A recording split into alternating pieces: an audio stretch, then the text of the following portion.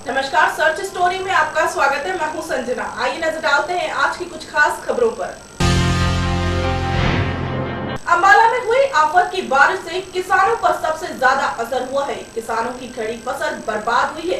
इसी बात से आहत अंबाला में एक बुजुर्ग किसान ने आत्महत्या कर ली।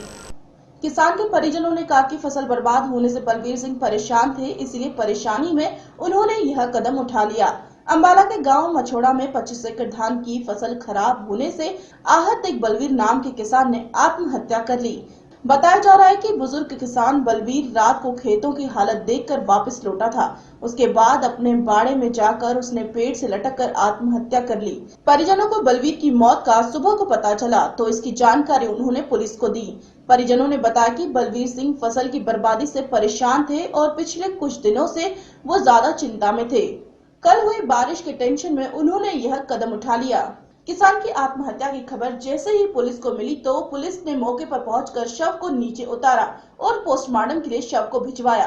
फिलहाल पुलिस मामले की सच्चाई जानने के लिए जांच कर रही है। जांच अधिकारियों ने बताया कि किसान बलवीर अपनी बहन के पास रहता था और कभी कभी अंबाला आता था। 2 दिन पहले लौटा बलवीर काफी दिनों से परेशान था। उसने फांसी लगाकर आत्महत्या कर ली। हुआ क्या जी, ऐसे है जी, पहले तो इसका जीजा जी एक्सपायर हो गए थे, तो उसकी टेंशन थी। बच्चे छोटे थे, अभी बच्चे छोटे करके कल ये आया था वहाँ से, परसों आया था। पहले वहीं रहता था ना अपनी सिस्टर के पास, तो जब परसों आया तो इसने खेतों में गया। खेतों में जगह देखा तो खेतों में बहुत बुरा हाल था, तो ये आके अपना घर पड़ गया।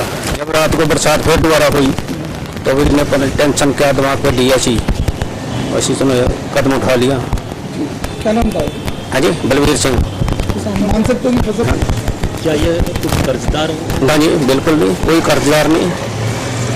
सरकार की तरफ से कोई आया आपके पास? नहीं, अभी कोई नहीं आया। क्या पानी वगैरह था खेतों में? पानी बहुत था जी, जीरी बेकार होगी जी, 20 एकड़ जीरी थी। ये गांव मछोड़ा पड़ता है, बिल्कुल अंबाला गंज के पास सटा हुआ गांव है। और रात जो तबाही हुई है बरसात की वजह से, उस 25 एकड़ जमीन की फसल थी। जो सरदार जी थे, सरपंच है हरभजन सिंह, उनके छोटे भाई थे, तो सहन नहीं कर पाए और सरकार की उदासीन रवैया, कोई सरकारी अधिकारी या कोई सरकार का कोई भी नुमाइंदा वहाँ उनकी डेथ हुई है, तो वहाँ भी जाने के लिए पहुँचे।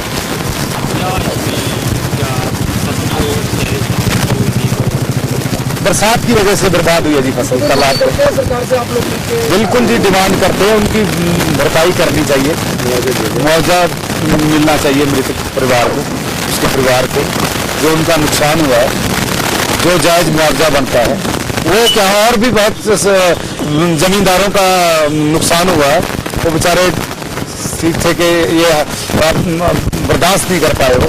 अदरवाइज सभी को मिलना चाहिए जिनका भी नुकसान हुआ, चाहे वो कहीं किसी छोटा जमींदार है, बड़ा जमींदार है, कहीं का भी हो। बहुत कल फसल खराब हुई है, बहुत ज्यादा तबाही।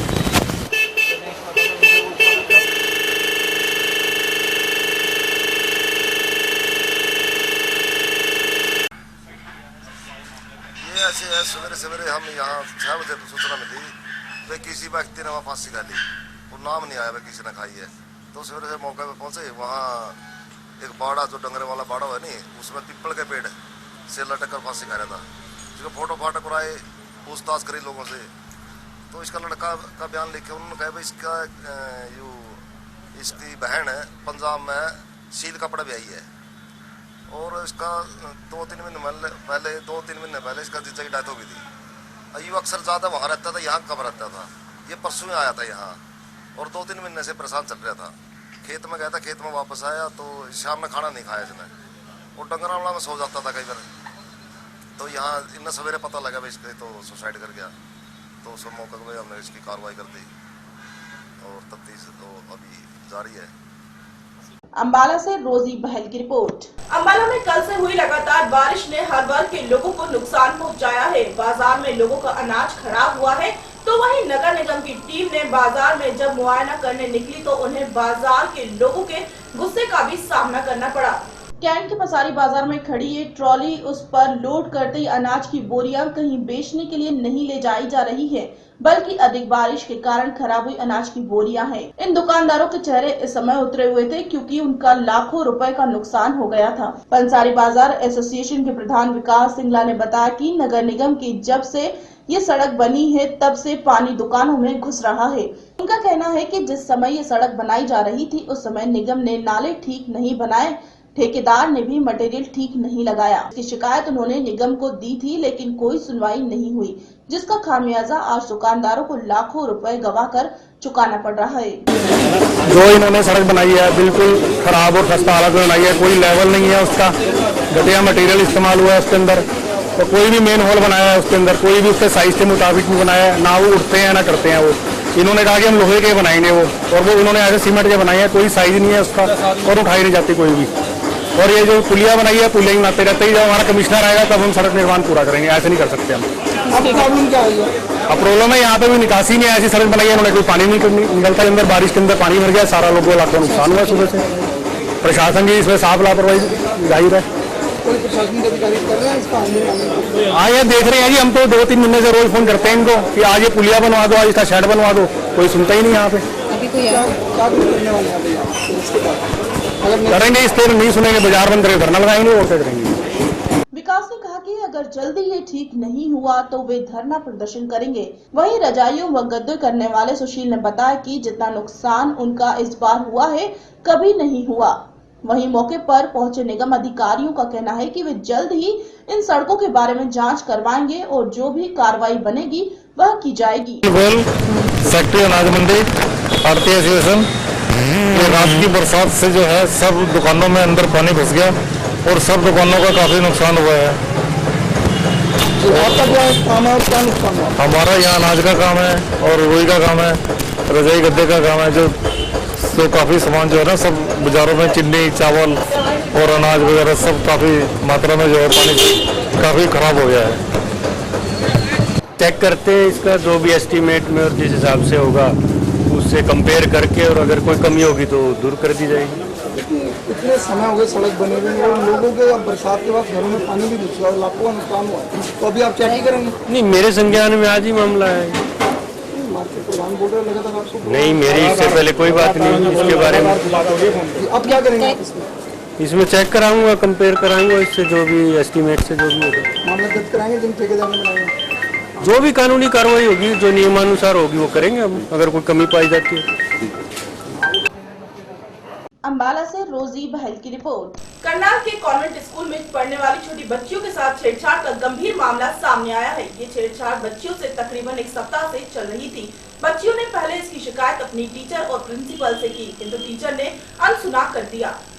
आज बच्चियों के अभिभावक काफी संख्या में स्कूल में इकट्ठा हुए और एकत्रित होकर स्कूल प्रशासन के विरुद्ध नारेबाजी शुरू कर दी। मामले की सूचना मिलते ही स्कूल में बड़ी संख्या में पुलिस पहुंची। महिला डीएसपी सुरेंद्र कौर ने स्कूल में पहुंचे अभिभावकों से बातचीत की और उनके बयान लिए गए। वहीं शुरुआती जांच में पुलिस ने स्कूल में काम करने वाले कर्मचारी बबलू, जो प्यून के पद पर कार्यरत, समेत 3 कर्मचारियों को हिरासत में लेकर मामले की जांच शुरू कर दी है। वहीं अभिभावकों ने स्कूल प्रशासन के प्रति गहरा रोष है कि स्कूल प्रशासन के समय पर इस गंभीर मामले में कोई कार्रवाई क्यों नहीं की। और अब जो आगे होगा हम उम्मीद करते हैं कि एज सुन एज FIR करके हमारे हाथ में आ जाए। हम लुक फॉरवर्ड कर रहे हैं कि स्कूल हमें एंड तक इस कॉज के लिए सपोर्ट करेगा और हमारा साथ देगा। अगर उनको छोड़ दिया जाता है, स्कूल सपोर्ट नहीं करता, हमें स्कूल वालों ने आश्वासन दिलाया कि नहीं छोड़ेगा and we believe them, because जब सुबह से वो हमारी बात सुन रहे हैं तो वो आगे भी सुनेंगे। करनाल स्थित कॉन्वेंट स्कूल के 4th क्लास कर्मचारियों द्वारा छोटी बच्चियों के साथ अश्लील छेड़खानी करने का मामला सामने आया है, जिसमें एक बच्ची के परिजन सामने आए और आज कॉन्वेंट स्कूल में अन्य परिजनों के साथ काफी हंगामा किया और 3 कर्मचारियों के खिलाफ कार्रवाई करने की मांग की। इस घटना की सूचना मिलते ही पुलिस के 2 डीएसपी व पुलिस दल भी मौके पर पहुंच गए। कुछ देर में बच्चों के सैकड़ों परिजन स्कूल में आ गए और काफी हंगामा करने लगे, जिसके बाद महिला डीएसपी सुरेंद्र कौर ने मामले को बढ़ता देखकर तीनों आरोपी कर्मचारियों को पूछताछ के लिए हिरासत में ले लिया। गौरतलब है कि कॉन्वेंट स्कूल में छोटे बच्चियों के साथ स्कूल के ही कर्मचारी अश्लील छेड़खानी करते थे। स्कूल के ही 3 कर्मचारियों पर आरोप लगा है कि यह कर्मचारी छोटी बच्चियों के साथ स्कूल परिसर में अश्लील हरकत करते थे, जिसका खुलासा हुआ है। बच्चियों ने अपने माँ बाप को इसके बारे में जानकारी दी, जिसके बाद परिजनों का गुस्सा फूट पड़ा और स्कूल में सैकड़ों की संख्या में पहुंचकर उन्होंने जमकर हंगामा किया और मांग की है कि पुलिस इसके खिलाफ मामला दर्ज कर इन्हें जल्द ही गिरफ्तार करे। परिजन स्कूल के मैनेजमेंट के खिलाफ भी कार्रवाई की मांग कर रहे हैं। आप चुप हो जाओ भाई। शिकायत मिली है बच्चे में छेड़छाड़ की घटना, क्या सामने आया? अभी हम पूछताछ जारी है हमारी, हम पूछताछ कर रहे हैं, पूरा वेरीफाई कर रहे हैं इसमें क्या सच्चाई है क्या नहीं है। तो अभी पर्चा हम दर्ज करने वाले हैं, पर्चा दर्ज कर देंगे। और रही ये बात है कि अभी हमारी पूछताछ चल रही है, इसमें क्या सच्चाई है क्या नहीं है अभी पूरा हम वेरीफाई कर रहे हैं, इसमें थोड़ा टाइम लगेगा। कितने लोग हैं मैम ये? अभी तक तो बच्ची ने सिर्फ 3 का नाम बताया है, उसको नाम भी नहीं पता, फेस उसने बुक पे देख के बताया कि ये हैं। तो उसे अभी हम पूछताछ उनसे कर रहे हैं क्या बात है क्या नहीं है। ठीक है, तो कितने अभी एक ही कंप्लेंट है जी। हिरासत में क्या ले रही है? हिरासत में नहीं लिया, अभी सिर्फ पूछताछ के लिए लेके गए हैं जी। ठीक है। करनाल से संजय कुमार की रिपोर्ट। पंचायत के संदर्भ में सुप्रीम कोर्ट के निर्णय के बाद याचिकाकर्ता प्रीत सिंह ने प्रतिक्रिया दी है। उन्होंने कहा कि पंचायती राज चुनाव में संशोधन मौलिक अधिकारों पर हमला है।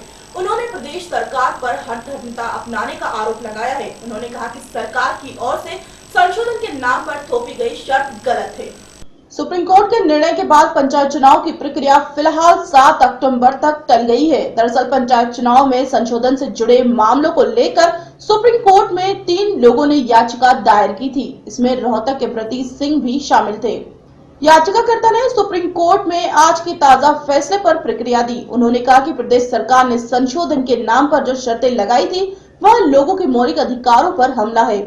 उन्होंने कहा कि यह प्रजातंत्र के खिलाफ है। यही नहीं, प्रदेश सरकार ने समय पर भी चुनाव नहीं करवाए। हमारा इस पर यह कहना है कि हम तीनों याचिकाकर्ता जो हैं, जो ये 83% जनता बाहर कर दी थी चुनाव से, इसके खिलाफ हम जो है मतलब माननीय सुप्रीम कोर्ट में गए थे। सरकार की हठधर्मिता है, बिल्कुल गलत है। हमने ये कहा था कि चुनाव हम नहीं टलवाना चाहते और ये बशर्ते कि जो शर्तें थोपी गई है 8-10 ये गलत हैं। ये लोकतंत्र में नहीं चल सकता, ये लोगों का मौलिक अधिकार है। तो उसको जो है इन्होंने बाल करके ये जो वापस लेनी चाहिए थी और चुनाव टाइम पे करवाने चाहिए थे। बल्कि ये जो है पीछे भी 2-3 महीने आगे डगाए, हम इसके भी खिलाफ हैं। ये भी प्रजातंत्र के खिलाफ है। क्यों जो अफसरशाही है उनका सारा का सारा पंचायतों का रिकॉर्ड लेगी दफ्तरा में। जो चुने हुए लोग थे वैसे वो तो घर बैठे हैं और इस चुनाव को भी हम और आगे नहीं बढ़ाना चाहते। हम तो ये कहते हैं कि सरकार इनको वापस ले ले। जो शर्त नहीं थोपी है, ये जो लोगों के मौलिक अधिकार के ऊपर हमला है। और ये जो इन्होंने शर्त लगा रखी, मेरे हाथ में ये चिट्ठी है, इन्होंने कर्जे की शर्त लगाई है, इसमें बिजली की भी लिखी हुई है कि भाई कर्ज किसान जो है नहीं चुका रहे, गरीब लोग नहीं, उनका ब्योंत ही नहीं है। बेचारा का 4-4, 5-5 फसल किसान की मारी गई, गरीब आदमी की दिहाड़ी रोजी रोटी मारी गई। उनकी भरने की इच्छा है लेकिन वो भर नहीं पा रहे, बल्कि बैंकों का जो कर्जा भरने के लिए प्राइवेट फंड से कर्जा उठा रहे 5-5 और 10-10 के रुपये। आज भी सरकार ने कहा कि हम अपना पक्ष 7 अक्टूबर को मजबूती से रखेंगे। मजबूती तो सरकार दौरे से कुछ नहीं, बात यह है तो धक्काशाही ये थोपा जा रही है। मजबूत सरकार जो लोकतंत्र में विश्वास रखती तो क्यों थोपती भाई? ये इलेक्शन वाली शर्तें इन्होंने पहले पढ़ा हो जनता ने। 68 साल की आज़ादी में 50% से ऊपर हमारी है शिक्षित है जनता। तो अब तक ये क्या कर रहे थे?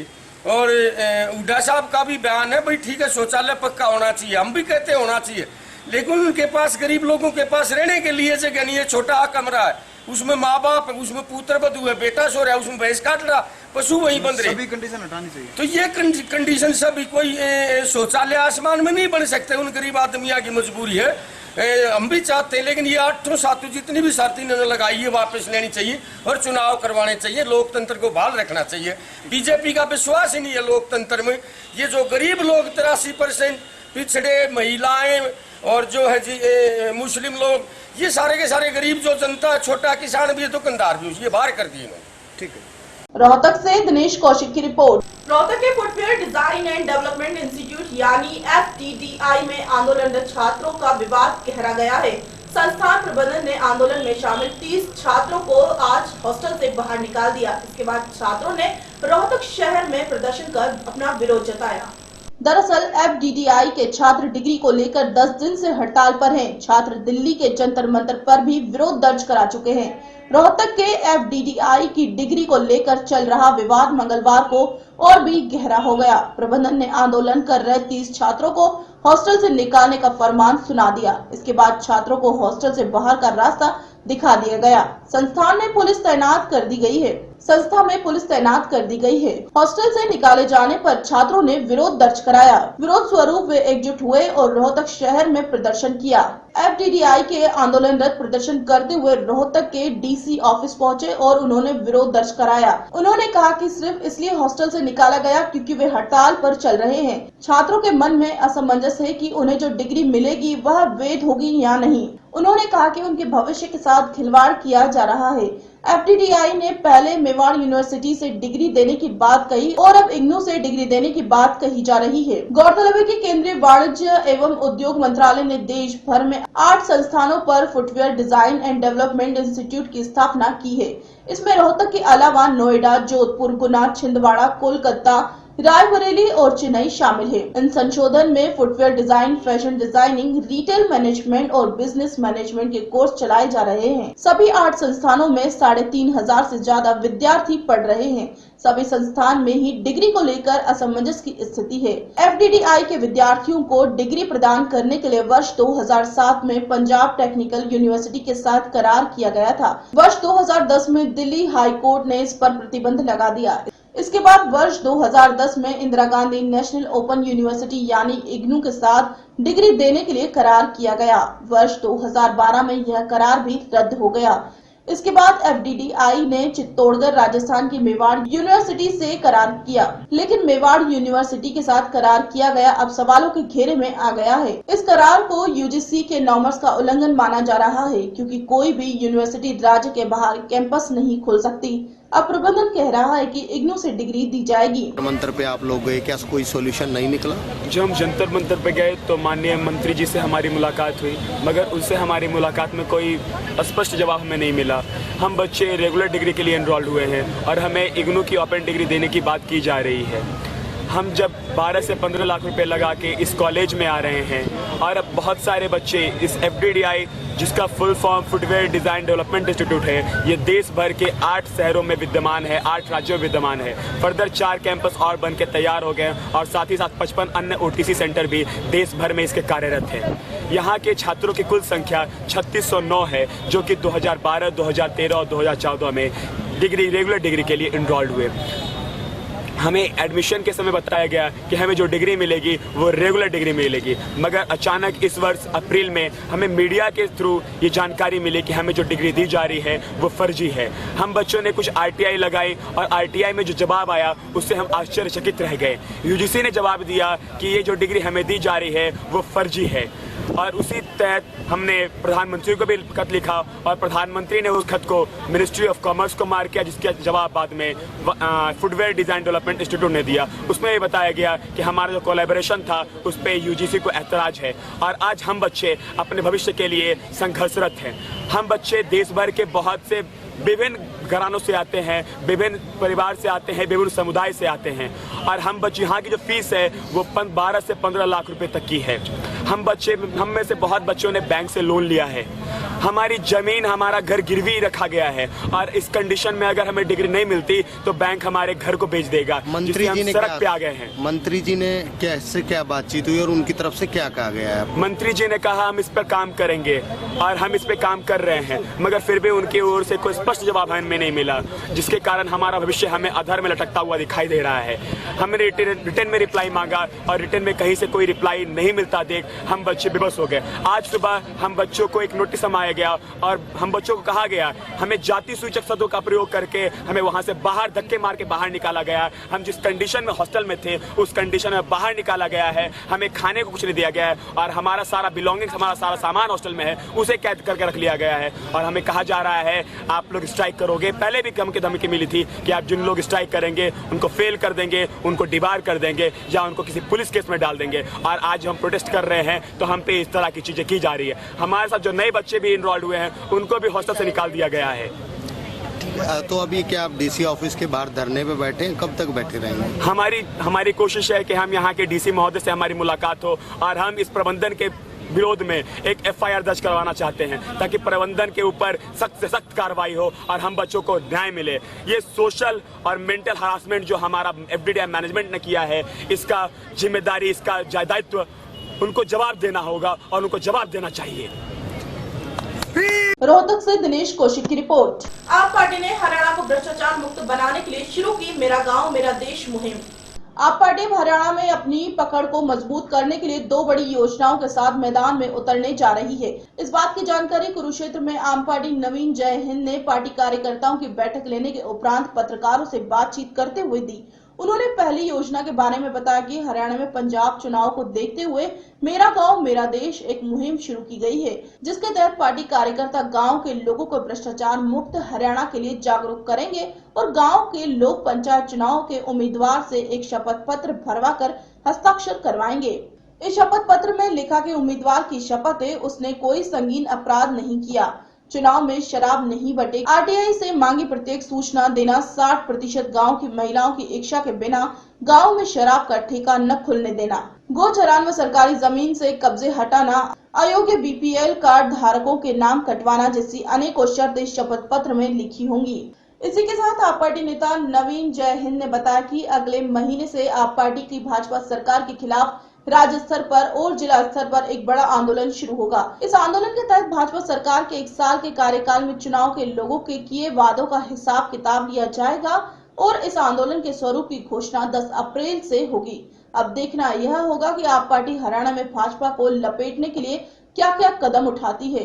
मैं अपने कार्यकर्ता साथियों के साथ बातचीत करने के लिए आया। हमने एक मुहिम चलाई है पूरे हरियाणा में। आम आदमी पार्टी की तरफ से 1 लाख शपथ पत्र बांट रहे हैं मेरा गांव मेरा देश के नाम से, और इसमें पंचायत चुनाव को लेके जो भी उम्मीदवार हैं उनके बीच में हम जाएंगे और लोगों के बीच में जाके कि अवेयरनेस प्रोग्राम है ताकि वो अपने उम्मीदवार से हस्ताक्षर करवाएं जो हमने पॉइंट इसमें दिए हैं पत्र में। इसके अलावा हमें बीजेपी सरकार का 1 साल पूरा होने पर एक बहुत बड़ा आंदोलन हम करने जा रहे हैं कि जो बीजेपी ने जो घोषणा पत्र में अपने पॉइंट लिखे थे, जो घोषणा पत्र में उन्होंने कहा था कि भाई हम ये चीज़ें करेंगे, उनका हम हिसाब किताब लेने के लिए जाएंगे और पूरे हरियाणा में इसके ऊपर कैंपेन करेंगे और लोगों के बीच में ये लोग जाके हम ये बताएंगे कि बीजेपी सरकार ने कितने वायदे किए थे और उनमें से कितने पूरे किए हैं। इसके लिए हम पूरे हरियाणा में कैंपेन करेंगे और इनके 1 साल पूरा होने पर इस पर हम बढ़ा देंगे। ये आंदोलन कब से स्टार्ट होगा और इस आंदोलन में आपका कौन कौन लोग नेतृत्व करेंगे? इसमें हम स्टेट लेवल पे भी करेंगे और डिस्ट्रिक्ट लेवल पे भी करेंगे। लोगों के बीच में ले जाएंगे। बीजेपी का जो घोषणा पत्र है उसको हम आम आदमी पार्टी के कार्यकर्ता लोगों के बीच में लेके जाएंगे कि बीजेपी सरकार ने जब चुनाव लड़ा था बीजेपी ने, तो उन्होंने घोषणा पत्र में जो जो चीज़ें डाली थी उसका हम ऑथेंटिक पूरे सबूत के साथ ये बताएंगे कि इन लोगों ने किन मुद्दों पे क्या किया है।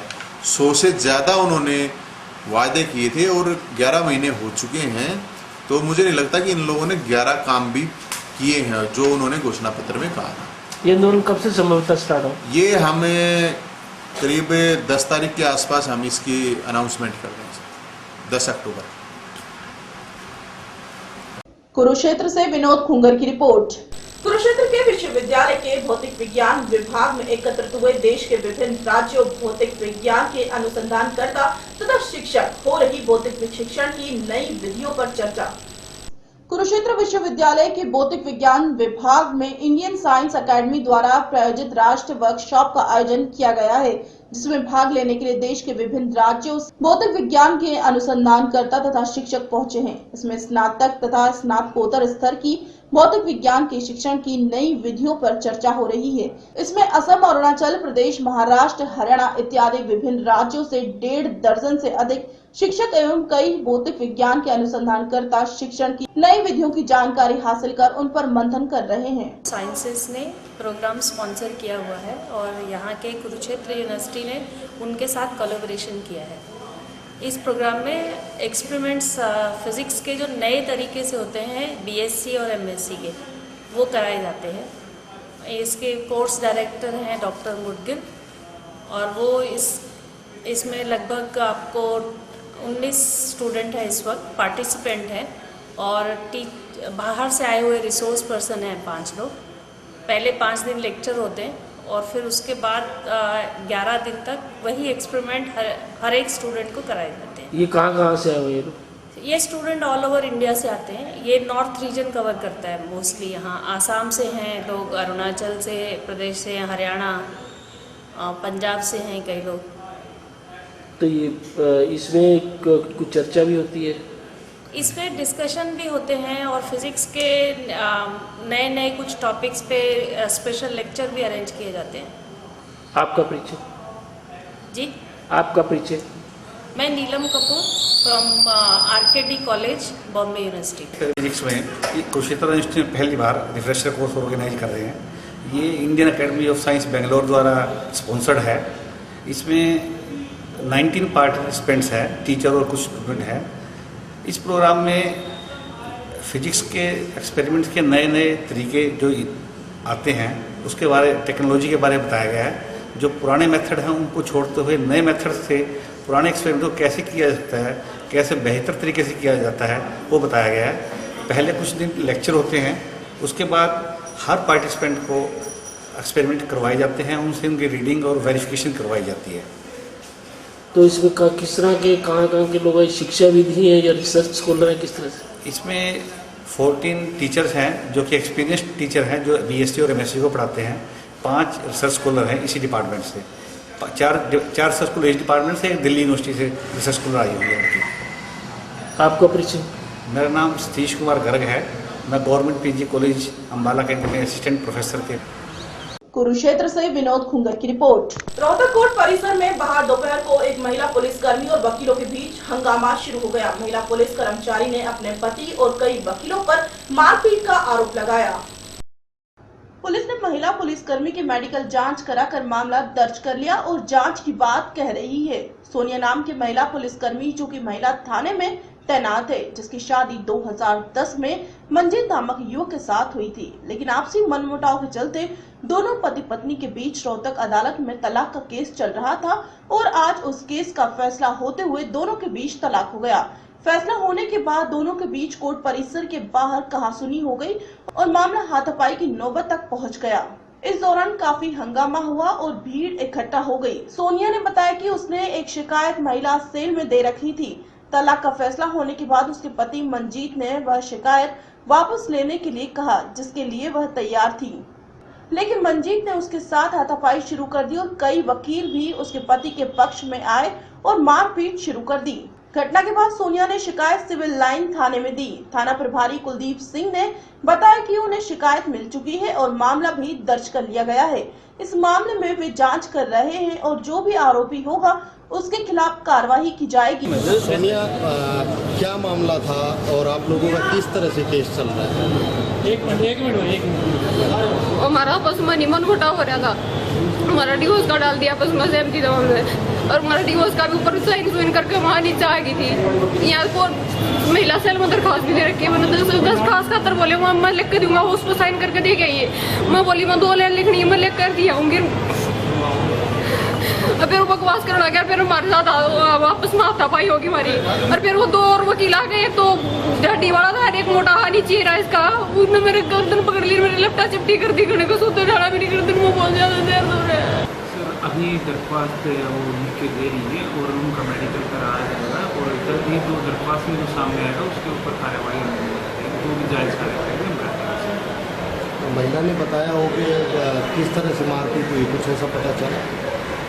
ये महिला ने बताया कि उसका आज डाइवोर्स केस की जो आज डेट थी, जो आज फाइनल डिसीजन आना था, तो उसके ऊपर जो डिसीजन के बाद उनकी आपस में कहासुनी हुई, जिसके ऊपर उनका आपस में झगड़ा हुआ, मारपीट हुई।